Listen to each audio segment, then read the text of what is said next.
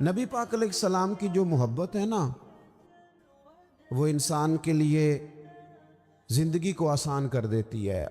حضور سے پیار ہوتا ہے نا تو بندہ نفرت کرنی ویسے ہی چھوڑ دیتا ہے۔ حضور سے پیار کرتا ہے، ہرس ہوس لالچ ویسے ہی نکل جاتا ہے۔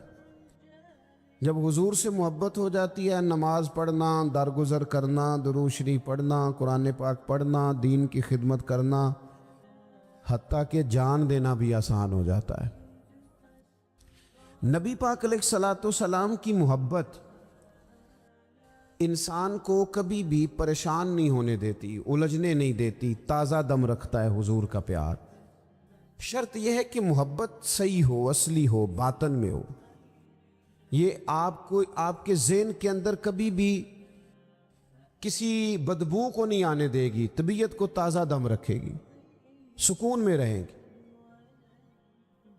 لیکن نبی پاک علیہ السلام کی محبت کے کچھ تقاضے ہیں، ان تقاضوں کو سمجھنا پڑے گا۔ بالخصوص امت اس وقت جس جگہ پہ کھڑی ہے، آپ دیکھیں کہ اتنی بربریت اور اس جیتے جاگتے دیکھتے ماحول میں کہ جس میں ہر چیز کیمرے کی آنکھ دیکھ رہی ہے، اس میں اس قدر زیادہ اسرائیل کی جارحیت، اس کے جواب میں دو تین تازیانے ہیں وہ سمجھنے والے۔ ایک ہے کہ میں کوئی جذباتی بات کروں گا، آپ اس کی تائید کر دیں گے۔ ایک ہے کہ پہلوؤں پر غور کرنے کا وقت ہے کہ اتنے کٹھن ماحول میں بھی اگر مسلم امہ کے لیڈر بیدار نہیں ہو رہے تو آپ کو پس منظر سمجھنا پڑے گا کہ ہم نے نبی پاک کی محبت کے تقاضوں کو نہیں سمجھا۔ حضور سے محبت ہے نا تو پھر نبی پاک کو تو سادہ طرز زندگی پسند ہے، حضور کو تو پسند نہیں ہے۔ اللہ کے محبوب نے تو دعا مانگ کے فقیری لی اللہ تعالیٰ سے۔ آپ کو پتہ ہے جب بندہ بہت زیادہ آسانیوں میں چلا جاتا ہے، بہت زیادہ اس کے پاس سہولیات ہو جاتی ہے، اس کا مرنے کو دل نہیں کرتا۔ خود نبی پاک علیہ السلام نے فرمایا قیامت کے قریب کافر تم پر جھپٹیں گے جس طرح بھوکے لوگ کھانے پر جھپٹتے ہیں۔ حضور کیوں، ہم تھوڑے ہوں گے؟ فرمایا نہیں، تمہیں دنیا سے محبت ہو جائے گی اور موت تمہیں بری لگے گی۔ اتنے بڑے بڑے بنگلے، عالی شان محلات، کس کا چھوڑ کے مرنے کو جی چاہتا ہے معاذ اللہ۔ نبی پاک کی محبت کا تقاضا سمجھو، ایسا نہیں کہ وہاں دولت آئی نہیں۔ حضور تو فرماتے ہیں کہ اللہ نے خزانوں کی کنجیاں میرے ہاتھ میں رکھ دی ہیں، لیکن میں نے عرض کیا مالک ایک وقت روٹی دینا اور ایک وقت کا فاقہ دینا۔ کنجیاں خزانوں کی اللہ نے دی۔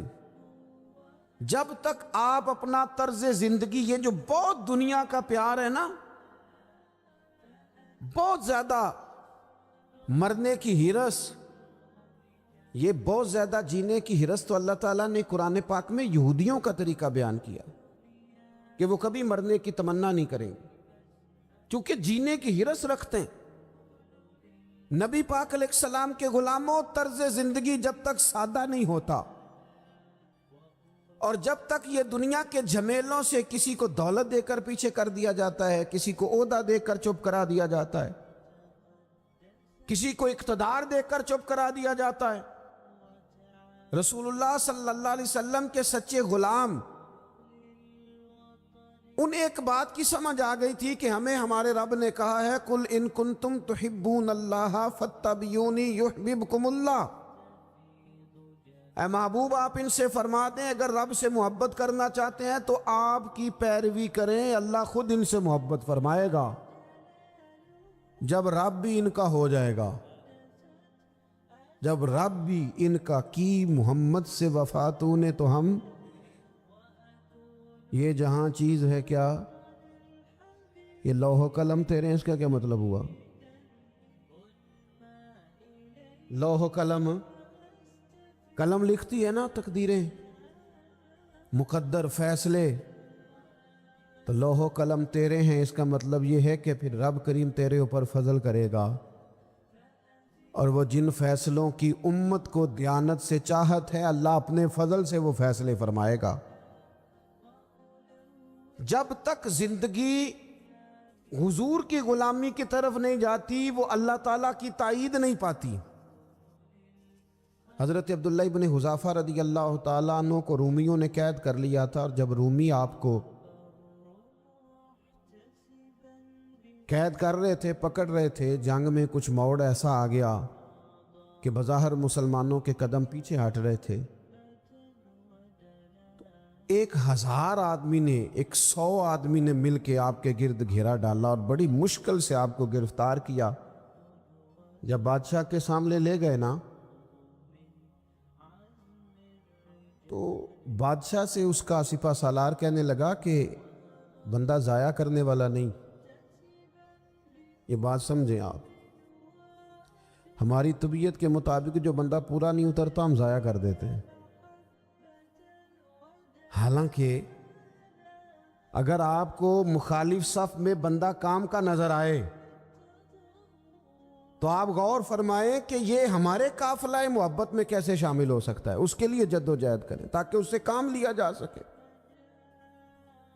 اس نے کہا، روم کے بادشاہ نے، بندہ ضائع کرنے والا نہیں۔ وزیر نے کہا بادشاہ سے، اس نے کہا کیا کریں؟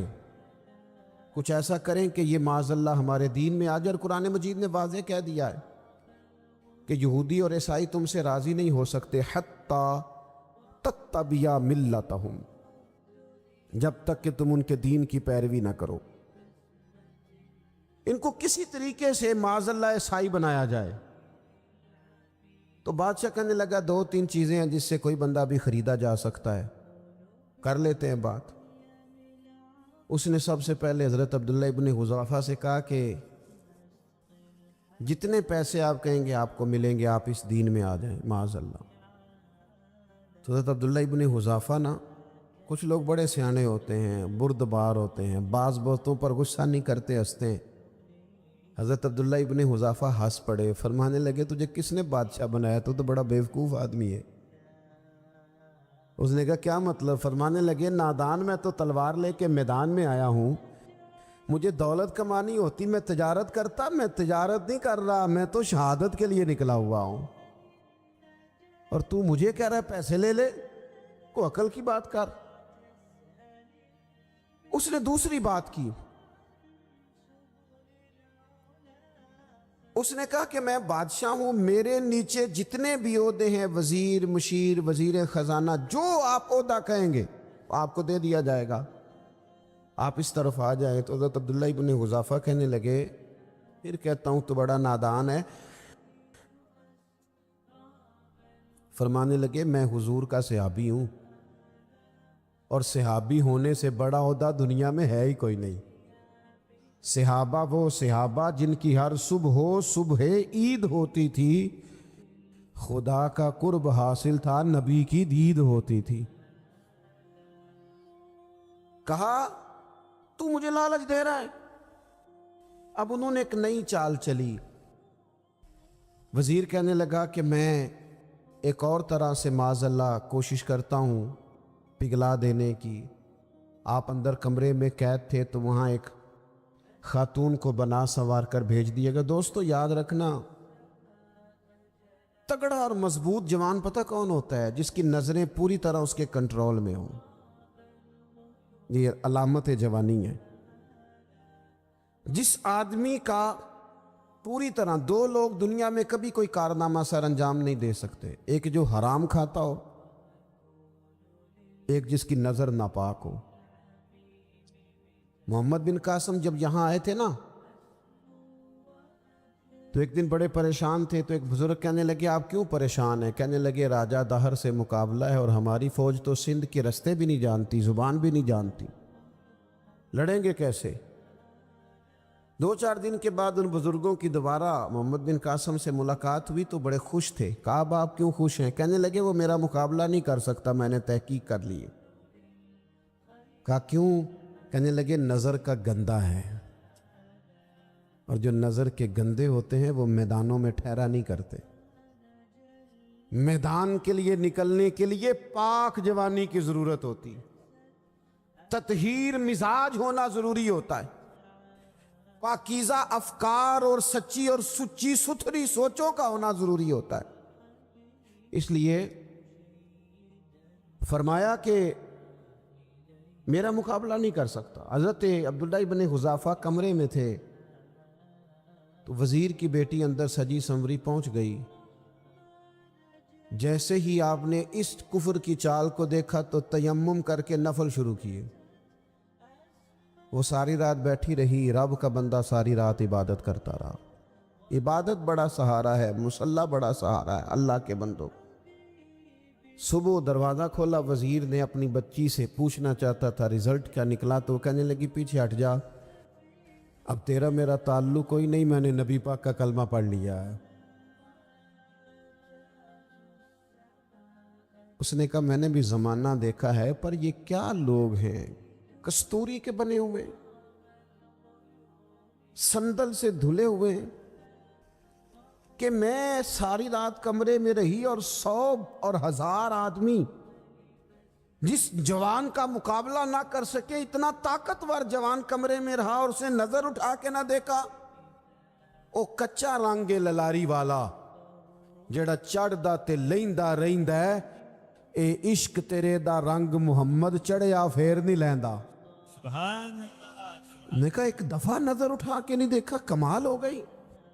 इतने बड़े लोग, इतनी बड़ी सादतमंदी, फिरोज बख्ती, मामला फहमी हाथ हो गई। अल्लाह अकबर। दोस्तों, बादशाह जब पूरी तरह हार गया ना, उसने कहा मार दो। तेल गरम किया एक कढ़ाई में, और जब आपको उसमें डालने लगे तो आपकी आंखों में आंसू आ गए। बादशाह का ख्याल हुआ शायद नरम हो गए हैं, कहने लगा रोए क्यों? फरमाने लगे सोचता हूँ जान ही एक है, कितना मज़ा है उसकी राह में जान देने का, कितनी लज्जत है उसके नाम पर मरने में, कितना लुत्फ है। जे तू चढ़िया उत्ते दार भी नहीं, ते जे तू विकया इश्क बाजार भी नहीं, ते एडा सस्ता सौदा प्यार भी नहीं, ते एडा सस्ता लभदा यार भी नहीं। कई जंगल गाने पैंदे नी, कई दोज़ख लंघने पैंदे नी, जे वो इस मुल्लों भी मिल जावे, एदू सस्ता होर वपार भी नहीं। ते कुछ समझ ना आवे लोकां नू वो कादे नाल शहीद करे, डिठी यार दे हथ तलवार भी नहीं, पर ओदा खाली जांदा वार भी नहीं। कहने लगे एक जान है ना, तो दिल करता है हजारों होती तो एक एक करके महबूब के नाम पे कुर्बान करता, जब मेरे पास है ही एक, करूं क्या? हजरत अब्दुल्ला इब्न हुज़ाफा रदी अल्लाह ताला अन्हो जब रोए और बादशाह ने ये बात सुनी, तो बादशाह उठ के खड़ा हो गया, सारे वजीरों मुशीरों को कहने लगा तुमने कहा था ना बंदा जाया करने वाला नहीं, ये भी ज़ाया करने वाला नहीं। कहने लगा मेरा माथा चूमो, तुम जैसे लोगों को कत्ल नहीं करना चाहिए, आज़ाद करना चाहिए। अजीज़, अपनी ज़िंदगी से ना ये बहुत ज़्यादा हिरस, हवस, तमा, और ये किसी बात की भी हो, हिरस सिर्फ पैसों की नहीं होती है, शोहरत की भी होती है। ये बीमारी इंसान को इख्तदार की भी होती है, तारीफ़ की भी बीमारी होती है। ये सारे नुक्स होते हैं लोगों को, और माज़अल्लाह बाज जुब्बों कुब्बों के अंदर भी होते हैं, वहां भी पनपते। अपनी जिंदगी जब तक उस सादगी में नहीं लाओगे जो रसूल पाक ने अता फरमाई है, जब लोग आसानियों में पूरी तरह उलझ गए तो फिर वो दूर हुए और कुफर चढ़ गया। दूसरी बात, अल्लाह के महबूब सल्लल्लाहु ताला अलैहि वसल्लम की मोहब्बत हमसे तकाजा करती है कि हम उस मिशन के लिए काम करें जिस मिशन के लिए रसूल पाक ने काम फरमाया है। हम सारे काम बड़ी मजबूती से, सोच समझ के, तदब्बुर से, हिकमत से, तकाज़ों को मद्देनजर रखते हुए करते हैं सारे काम। दीन के काम में हमारा मिजाज नहीं होता, ओ हो जाएगा जी, आप बिस्मिल्लाह पढ़ें जी, शुरू करें जी। आप तकाज़ों को समझें, चीज़ों को दबाएं नहीं, چیزوں پر غور کریں. کسی کے ذہن کی سطح پر سوال ابھرتا ہے، اس کا تسلی بخش جواب دیں. اپنی زندگی میں دین کے کام کے لیے اپنے آپ کو وقف کریں. اور دین کے کام کے بہت سارے پہلو ہیں. ہزاروں لوگوں کو قرآن پاک ٹھیک پڑھنا نہیں آتا. ہزارہا لوگ ہیں جو قرآن مجید کے مطالب سے آگاہ نہیں ہیں. دین کی بنیادی ضروریات سے لوگ نابلد ہیں. میں آپ کو کس طرح یہ بات سمجھاؤں کہ ہزاروں کی تعداد میں طلاقیں اس لیے ہوتی ہیں کہ مردوں کو طلاق کے مسئلے نہیں آتے. انہیں پتہ نہیں ہے کہ مجھے حقوق زوجین کے معاملے میں کیسے چلنا. ڈھیر سارے گھروں میں تباہی اس لیے ہے کہ تربیت اولاد کا دینی منہج ہمیں نہیں پتا. اپنا حصہ ملائیں دین کے کام میں. ایک آدمی کو اگر تو نمازی کرنے میں کامیاب ہو گیا، تیری زندگی بدل گئی. وہ دین بیزار لوگ جو ہمارے بیچ بیٹھ کے ہماری نوجوان نسل کو پگڑی اور داڑھی کا نام لے کے بنیادی طور پر دین سے دور کرتے ہیں، ایسے نوجوانوں کو دین کا پیغام محبت دے کر دین کے قریب کرنا ہماری ڈیوٹیوں کا حصہ ہے. ہمیں ذمہ داری کا احساس کرنا پڑے گا. ہمیں یہ خاص قدم اٹھانا پڑے گا، توجہ دینی پڑے گی. مساجد، مدارس، میں آپ سے عرض کروں، اتنی ڈٹ کے مخالفت ہوتی ہے نا مدرسوں کی، اتنی ڈٹ کے. میں ادارہ چلاتا ہوں، اس کے چلانے میں جو مشکلات ہیں وہ تو ہم بتا نہیں سکتے آپ کو، اس لیے کہ میری قوم، میرا اس قوم سے تعلق ہے جو نعت خواں امیر کرنا چاہتی ہے، مدرسے نہیں. نقیب خطیب پیدا کرنا چاہتی ہے، شعر و شاعری کی زندگی کو پروان چڑھانا چاہتی ہے. فقط ہمارا ان لوگوں سے تعلق ہے جو لاکھوں کروڑوں روپیہ محافل پہ لگائیں گے. اور قاری صاحب بیچارے اگر مسجد کا کوئی ہونے والا کام کسی وقت بتا دیں گے تو وہ بڑی مشکل آ جائے گی ان کے لیے. یہ کیسے ہو سکتا ہے، آپ نے یہ ڈیوٹی بتا دی. مدارس، اور جتنا اہم رول دین کو پھیلانے میں مدارس اسلامیہ کا ہے، اتنی زبردست. لوگوں کا خیال ہوتا ہے میری طرح کے لوگ شاید کام کرتے ہیں، ڈیوٹی کرتے ہیں. یہ 10-15 لوگ آپ کو نظر آتے ہیں جو آپ کو کہیں میڈیا پر یا ادھر ادھر ڈیوٹی کرتے. مخلص لوگ اپنی جگہ پہ وہ بھی بڑا ہی کام کر رہے ہیں، جو میڈیا پہ آ کے بھی اخلاص سے اور درد دل سے کو دین کی، ان کی بھی کسی بات کی حوصلہ شکنی نہیں.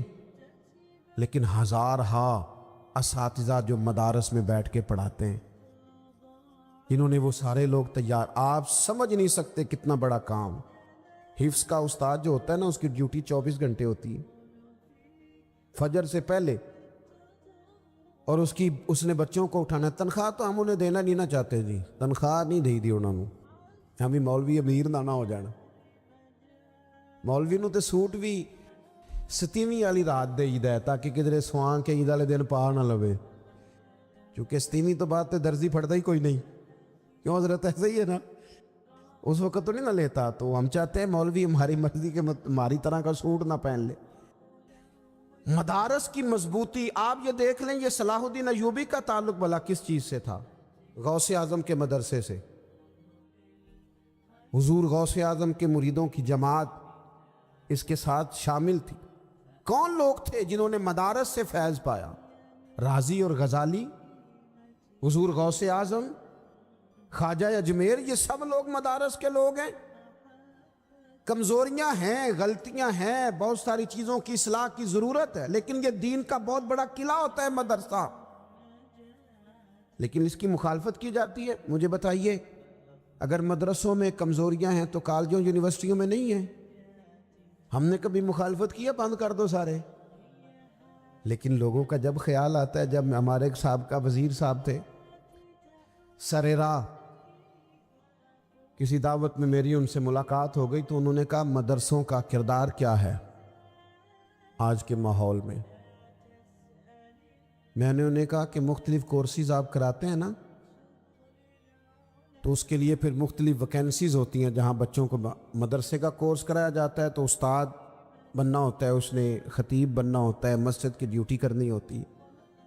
میں نے کہا بالکل کوئی حکومت سرپرستی نہیں کرتی، لیکن اللہ کا فضل ہے کبھی آپ نے کوئی مسجد سنی ہے جس میں جمعے والے دن مولوی نہ ملا ہو جمعہ پڑھانے کے لیے؟ کبھی آپ کو رمضان میں ایسی مسجد ملی ہے جس میں قرآن مجید سنانے کے لیے حافظ نہ ملا ہو؟ یہ ہو سکتا ہے کسی حافظ کو مسجد نہ ملے۔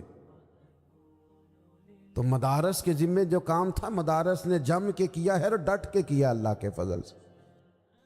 اور مدارس کے لوگوں کو بھی کمزور نہیں پڑنا چاہیے، کبھی کسی وزیر مشیر مالدار کے روب میں نہیں آنا چاہیے، قطعاً نہیں۔ کیوں؟ کہ یہ وہ عظیم لوگ ہیں رسول اللہ صلی اللہ علیہ وسلم کے دین کے غلام، کہ ابھی ایک لفظ نہیں پڑا ہوتا الف با تا سا، پہلے دن گھر سے نکلتے ہیں تو حضور فرماتے ہیں اللہ کے فرشتے ان کے پیروں کے نیچے پر بچھا بھی دیتے ہیں، پہلے دن اتنا بڑا اعزاز ملتا ہے۔ تو حضور کی محبت کا تقاضا ہے دین کا کوئی کام کیا جائے۔ ایک خاتون مسجد نبوی شریف میں جھاڑو دیتی تھی پر کوئی کام تو کرتی تھی نا، اور کس مسجد میں؟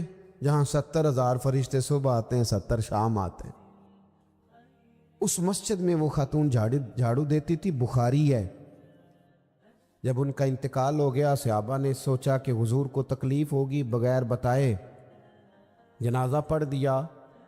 حضور صبح تشریف لائے، تازی قبر دیکھی، اور محبوب وہ ہیں جو فرش پہ کھڑے ہو کے عرش کی خبریں دیتے ہیں۔ نبی پاک علیہ الصلوۃ والسلام نے فرمایا کہ مجھے اطلاع کیوں نہیں دی اس کے انتقال کی؟ یہ کرم دیکھو، کوئی ڈیوٹی تو کرتی تھی نا یار، پر خلوص سے، پر پیار سے، پر اللہ کو راضی کر دے گی، پر درد دل سے۔ اور دین کی ڈیوٹیاں کرنے والے دوستو سنو، حضور صبح آئے، قبر کو دیکھ کر فرمایا مجھے کیوں نہیں بتایا؟ یا رسول اللہ آپ کو تکلیف دینا مناسب نہ جانا؟ تو قبر پہ کھڑے ہو کے حضور نے فرمایا صف بناؤ میں دوبارہ جنازہ پڑھاؤں گا، صف بناؤ میں دوبارہ جنازہ پڑھاؤں گا۔ کوئی ڈیوٹی تو۔ تیسرا تقاضا حضور کی محبت کا، سمجھو میں بس بڑی جلدی بات سمیٹنے لگا ہوں۔ حضور کی امت سے پیار کرو، یہ نبی پاک کی محبت کا تقاضا ہے۔ حضور اس بندے سے بڑے راضی ہوتے ہیں جو حضور کی امت سے پیار کرتا ہے۔ آپ کو پتہ ہے حضرت جبریل امین علیہ السلام نے معراج کی رات حضور علیہ الصلوۃ والسلام سے عرض کی تھی کہ اللہ کی بارگاہ میں عرض کیجئے گا میری بھی ڈیوٹی لگ جائے آپ کی امت کے ساتھ محبت کرنے پر۔ تو یہ کیوں کہا تھا انہوں نے؟ علماء نے لکھا اس لیے کہا تھا کہ حضرت جبریل بھی جانتے ہیں کہ حضور کی امت سے محبت کی بات کی جائے نا تو نبی پاک راضی ہوتے ہیں۔ امت سے پیار کرو گے نا، امت سے ایک صرف بات کا خیال رکھنا، عقیدہ برا ہو تو بات دوسری ہے، ورنہ میرے محبوب کی امت کا ایک ایک شخص جو مدینے والے کا کلمہ پڑھتا ہے، جو حضور کا غلام ہے، اس کے بارے میں اپنے دل میں گنجائش رکھنا، پیار رکھنا، وارفتگی رکھنا۔ او دوستو یہاں لوگ کس کس طرح گروہوں کو، جماعتوں کو سپورٹ کرتے ہیں۔ نبی پاک نے اس امت کی کثرت پر فخر بیان کیا، اور حضور فرمانے لگے 120 صفیں جنتیوں کی ہوں گی، قیامت میں 80 صفیں صرف میری امت کی ہوں گی، میں کثرت امت پر فخر کروں گا۔ ان لوگوں سے پیار کرنا ہے، ان کے دکھ درد کو سمجھنا ہے۔ پتہ ہے آج کیا ہوتا ہے؟ آج ہمیں نا مختلف چھوٹے چھوٹے ملکوں میں بانٹ دیا گیا، تو ہم کسی دوسرے مسلمان بھائی کا درد نہیں محسوس کرتے، ہم گھروں میں نہیں محسوس کرتے۔ پڑوسی پر ظلم ہو رہا ہو تو ہم کہنے پتر ساڈا نہیں مسئلہ، یہ دا مسئلہ ہے، تینوں کی لگے۔ حالانکہ پڑوسی کی آگ اس لیے بھی کسی وقت بجھا دینی چاہیے کہ پڑوسی کی نہ بجھائی جائے تو اپنا گھر بھی زاد میں آ جاتا۔ آج امت مسلمہ سے ہمیں بس لگا دیا گیا اپنے حصے کی روٹی کماؤ، اپنے حصے کی کوٹھی بناؤ، اپنے حصے کی گاڑی خریدو، اپنے حصے کا کام کرو۔ امت کا درد، امت کی بات، وحدت امت کا تصور، امت کا دوبارہ سے وہ شان ارسل رسولہ بالہدی ودین الحق کے لِيُظْهِرَهُ عَلَى الدِّينِ كُلِّهِ، وہ تصور کب ہوگا؟ اس وقت ہوگا جب ہم بات امت کی کریں گے۔ نبی پاک علیہ السلام نے فرمایا مسلمان کی مثال ایک جسم کی طرح ہے، جسم کے ایک حصے کو تکلیف ہو تو سارا آزمائش میں آ جاتا ہے۔ مجھے بتاؤ یہ انگلی درد کرتی ہو، یہ انگلی جسم کا حصہ ہے نا، تو میرا خیال ہے دماغ یہ کہہ دے گا کہ انگلی کی درد ہے نا مینوں کی لگے، دل کہہ دے گا کوئی نہیں ٹینشن لینی، انگلی کا مسئلہ ہے نا۔ ایسا نہیں ہوتا، بلکہ جب انگلی میں درد ہوتی ہے تو دماغ منصوبہ بندی کرتا ہے کہ اس کا علاج کیسے ہو سکتا ہے، دل پریشان ہوتا ہے، پیر چل کے جاتے، ہاتھ وہ دوائی وصول کرتے، دانت اسے چبا کر، حلق اسے نگل کر، معدہ اسے ذخیرہ کر کے جسم میں پھیلاتا ہے، پھر جا کے انگلی شفا پذیر ہوتی ہے۔ ایک حصے کو درد ہو تو سارا حصہ کام پہ لگ جاتا ہے۔ اسرائیل اگر تکلیف دے رہا ہے فلسطینیوں کو تو ہونا چاہیے تھا نا بعض مسلمان حکمرانوں کو نیند نہ آتی، وہ درد دل محسوس کرتے۔ ہونا چاہیے تھا نا کہ بعض لوگ یہاں ہم کیا کرتے ہیں بھلا بیٹھ کے، اب تو مجھے بعض چیزوں سے کوفت بھی ہونے لگا، ہم دیتے ہیں بیان، مذمت۔ آپ کے بیان دینے سے کیا ہوگا؟ فلانے نے بھی بیان دے دیا، فلانے نے بھی کلپ دے دیا، یہ کیا کر رہے ہیں؟ یہ تو آپ زندہ رہنا چاہتے ہیں۔ وہ جس طرح آج کل ہمارے ہاں بہت ساری چونکہ جماعتیں ہیں تو کشمیر ڈے آتا ہے نا تو مل کے ریلی نہیں نکالی جا سکتی، سوال نہیں پیدا ہوتا، کیونکہ ہمیں جماعتوں کو زندہ رکھنا ہے۔ اس جماعت کی خبر الگ لگنی چاہیے، اس جماعت کی خبر الگ، تو ایسے کوئی انقلاب آئے گا؟ یاد رکھنا امت کو پوری کو ایک طاقتور آواز بننا پڑے گا۔ ہمیں تھوڑا تھوڑا اوپر اٹھ کے سوچنا پڑے گا۔ خدا را اللہ تعالیٰ مجھے معاف کرے اگر کوئی بات میں سطحی کر رہا ہوں، دل کی گہرائی سے عرض کرتا ہوں اب تو بڑا سخت وقت آ گیا۔ اب چونکہ اب تو کیمرے کی آنکھ آئی ہے تو وہ زخمی بچے دیکھے نہیں جاتے، وہ تڑپتی مائیں دیکھی نہیں جاتی، وہ سسکتی اور آواز دیتی بیٹیاں سنی نہیں جاتی۔ وہ آوازیں ایسی ہیں جیسے وہ رات کے سناٹوں میں چیخیں بن کے لوگوں کو جگایا کریں گی۔ خدا را کچھ جرم ایسے ہوتے ہیں جن کی سزائیں بڑی سخت ہوتی ہیں، جن کی معافی بڑی مشکل سے ہوتی۔ اپنے اندر جذبہ ایمانی پیدا کریں۔ اور میرے دوستو بستر پر بھی تو لوگ ماری جایا کرتے ہیں نا۔ اپنی زندگی رسول اللہ صلی اللہ علیہ وسلم کے دین کے نام کرو۔ جذبہ جہاد، شوق شہادت اور عشق رسول، یہ عناصر ہیں جو امت مسلمہ کو پیروں پر کھڑا کریں گے۔ 2 منٹ کے لیے سوچو، امت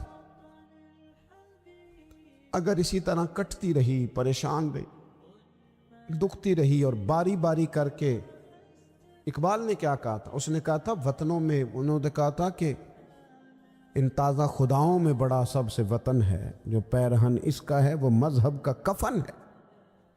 تو اقبال ہم کیا کریں؟ کہنے لگے بازو تیرا توحید کی قوت سے قوی ہے، اسلام تیرا دیس ہے، کیونکہ تو مصطفی ہے۔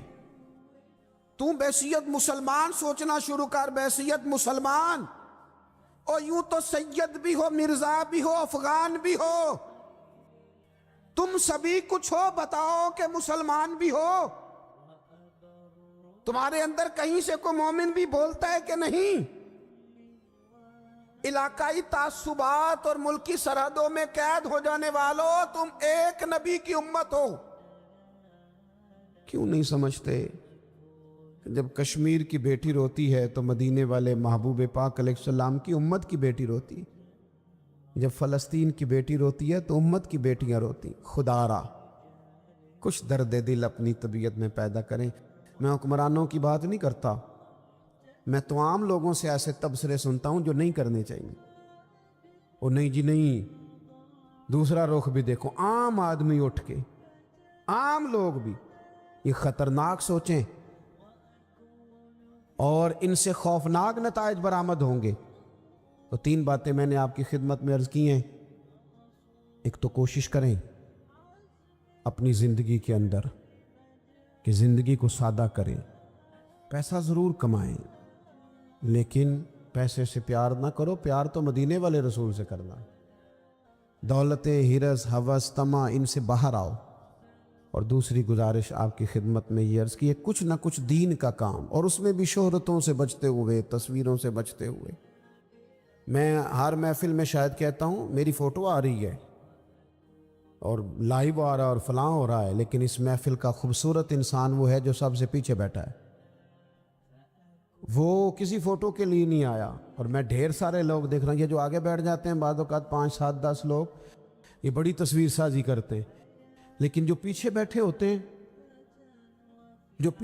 ہوتے ہیں ان کی کوئی فوٹو نہیں آتی۔ اور میں نے بہت سارے لوگوں کو دیکھا ہے کبھی موبائل کو ہاتھ بھی نہیں لگاتے، لیکن جن کے لیے آئے ہیں انہیں تو پتہ ہے نا کون کون آیا ہے۔